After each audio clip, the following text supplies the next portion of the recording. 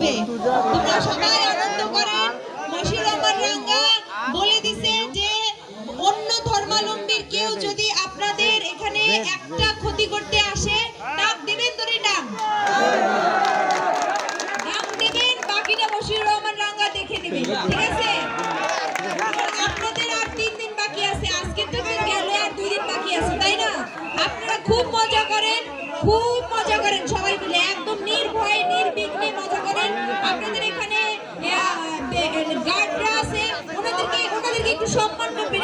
একটু দেখলাম আমি কেউ একজন একটু রাগ হয়েছে।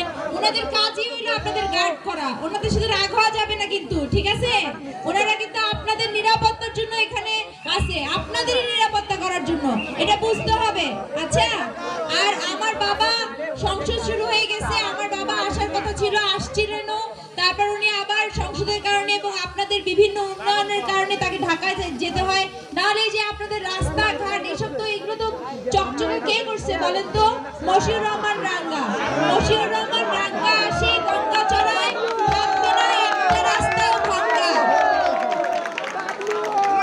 এই রাস্তাটাও উনি করে দিয়ে গেছেন। এই যে আপনাদের ভবনটা, স্কুলের ভবনটা উনি করছেন।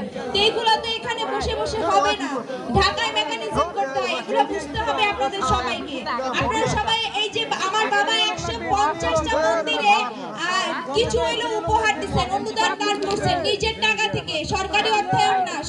সরকারি অর্থায়ন যেটা পান সেটা তো পান, তা বাদেও কিন্তু আমার বাবা নিজের অর্থায়ন থেকে টাকা দিচ্ছে আপনাদের এখানে।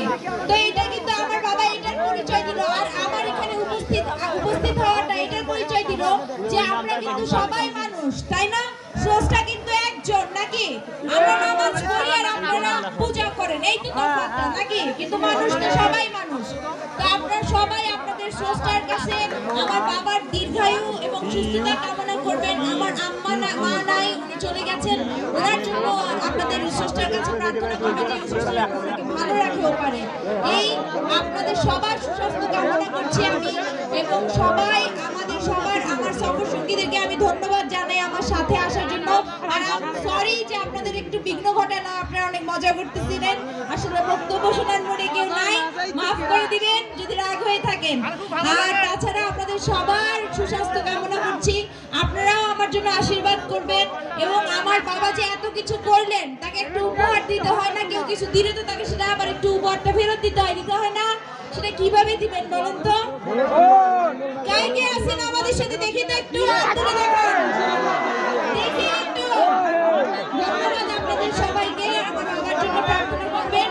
আর আপনাদেরকে না জানাই আপনারা অনুষ্ঠান উপভোগ করেন, মজা করেন। কেউ ডিস্টার্ব করলে আমরা আছি পাশে, আপনাদের পাশে আমরা আসি। এবং আপনাদের এই মন্দিরের বিষয়ে অবশ্যই আমার বাবাকে আমি অবগত করব। এই বলে আমি আমার বক্তব্য শেষ করছি। নমস্কার, ভালো থাকবেন।